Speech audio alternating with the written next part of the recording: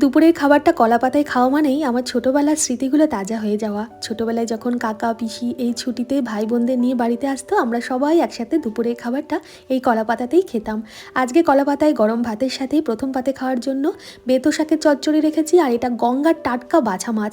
শেষ বাজারে গিয়ে এই টাটকা মাছটা এই কটাই পেয়েছি, ভালোভাবে কাটিয়ে এনে ধুয়ে পরিষ্কার করে লবণ হলুদ সর্ষের তেল দিয়ে মেখে রাখার পর কড়াই খুব ভালোভাবে গরম করে সর্ষের তেলেই মাছগুলো হালকা করে ভেজে তুলে নেব।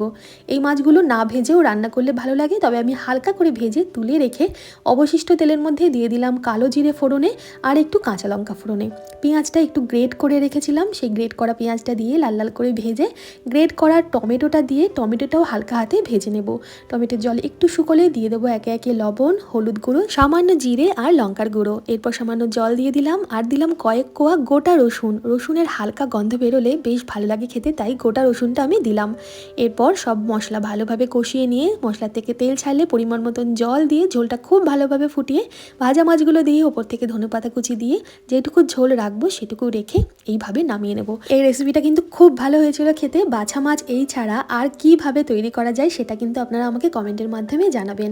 বাছা মাছ রাখলাম, সাথে শেষ পাতে খাওয়ার জন্য একটু আমের চাটনি আর এক গ্লাস জল তো আছে। কেমন লাগলো আজকে বাছা মাছের রেসিপি আর থালা সাজানো, অবশ্যই একটা কমেন্ট করে জানাবেন। ভালো লাগলে লাইক শেয়ার করতে ভুলবেন না। ধন্যবাদ।